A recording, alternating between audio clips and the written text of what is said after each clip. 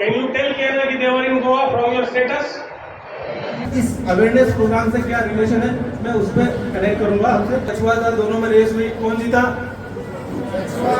ठीक है, next time कछुए को अपनी एबिलिटी बताना, शुरू से लेकर लास्ट तक कछुए का एक दूसरी वाला कहानी हुई, मैं शॉर्ट में निपटाऊंगा कि रास्ता वही था, जगह वही थी, कछुए ने अपने जैसे खूबसूरत दोस्त करे।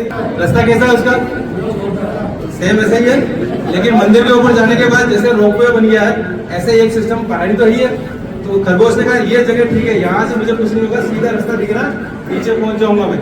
लेकिन कछुए को अपनी एबिलिटी पता थी, उसने सिर्फ एक काम किया, मंदिर के ऊपर चढ़ा, हाथ पांव अंदर डाले और सुसाइड का मतलब जब जो रोड वाला रास्ता है वहां से फाइनली वो पहले आ गया। 4 कहानी अब तक सबको बता, 5वीं कहानी आज के जमाने की, जब आप और हम बैठे हैं, इसलिए वो सब खत्म हो जाएगी क्योंकि उसको पता था कि रोड पे अगर मैं दौड़ूंगा तो हार जाऊंगा। वापस आया, रेस हुई और अगेन रिलेट कर पाया कि रोड के ऊपर हाईवे पर रेस हुई, 100 मीटर रेस, और उसमें भी खरगोश हार गया और कछुआ जीत गया। इधर ठीक है, स्केटिंग है। अब आज की कहानी में क्या ठीक बात है, स्केटिंग अगर मैंने सीख ली तो मैं जीत सकता हूँ, नेचुरल सी बात है, मैं जीत जाऊंगा। पैसा डबल, लोगों ने सोचा क्या फर्क पड़ता, 10 रुपए डाल दो, लेकिन 10 रुपए डालने से अगले आदमी 50 करोड़ रुपए इकट्ठा करके भागे। क्यों? 10 रुपए कोई बड़ी बात है? बड़ी बात है? आदमी तो डबल हुआ तो हुआ, नहीं हुआ तो क्या है, कौन शिकायत करने जाए, है ना? तो हमें जो एहसास था 10 रुपए का खोने का, वो खत्म हो गया। सबके पास होना चाहिए 1030 पता है साइबर अवेयरनेस का 1930 एक सिंपल सा नंबर है जहां आप अपनी कंप्लेन लॉन्च कर सकते हैं और treat you as important as you are, and they want to reach out to you, tell you that you are important. Useful time, although I can understand that. D'Souza है और मैं प्रिंसिपल हूँ Saint Anthony senior secondary school Udaipur का।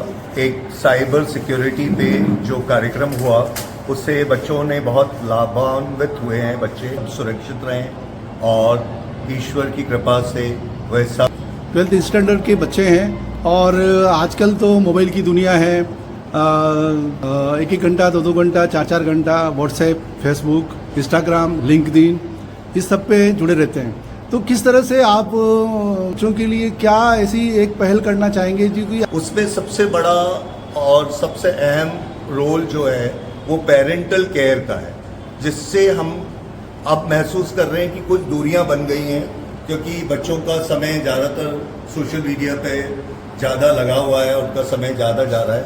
तो मैं सभी माता पिता से आग्रह करूंगा कि वे इस वक्त अपना समय और अपना जो बच्चों का समय उसको एक टेबल पे लाएं और उस बातचीत को, जो पेरेंटल बातचीत है या जो समय पेरेंटल फैमिली वैल्यूज़ के लिए होना चाहिए, उसको बढ़ाएं, उसमें इजाफा करें।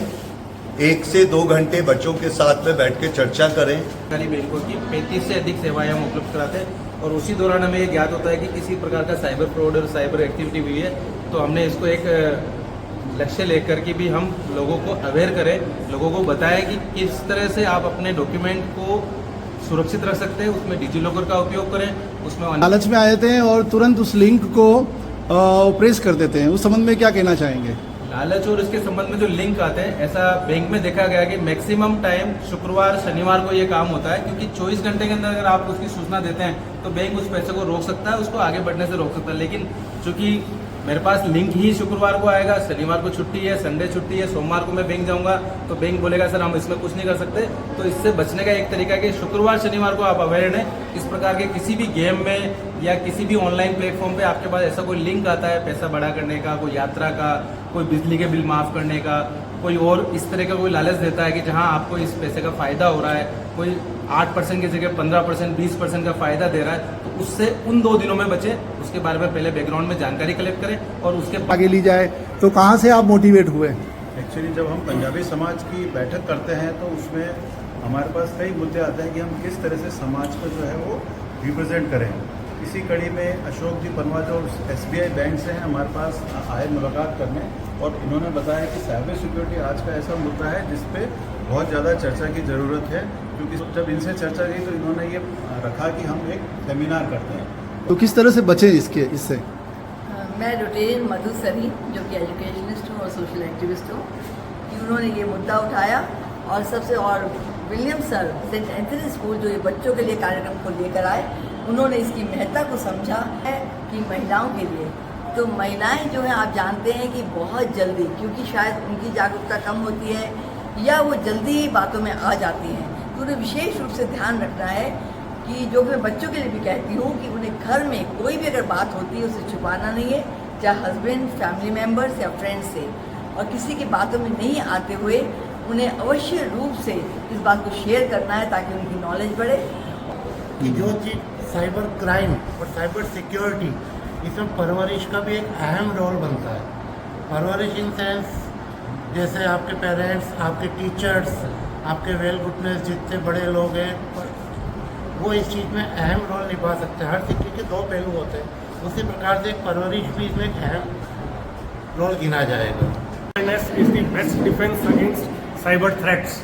यदि हम अवेयर हैं तो हमें कोई भी थ्रेट लालच लोभ में ले जाके उससे हमें पीड़ित नहीं करेगा। One is technology and another is very important and that is user. तो हमको टेक्नोलॉजी को तो समझना है, लेकिन हमें यूज़र को भी समझना है। यूज़र एक इंसान है, उस इंसान के कुछ इमोशन है, उस इंसान के कुछ डर है, उस इंसान के कुछ लालच है। तो ये सारी चीज़ें अपराध और अपराधी और अपराध होने में बहुत महत्वपूर्ण भूमिका निभाती हैं। और बच्चे जो आजकल 11वीं 12वीं के बच्चों के हाथ में फ़ोन है, उनको देना पड़ता है उनकी एजुकेशन के लिए, सारी ज़रूरतें उनकी, और वो यूज़र भी सबसे ज़्यादा सोशल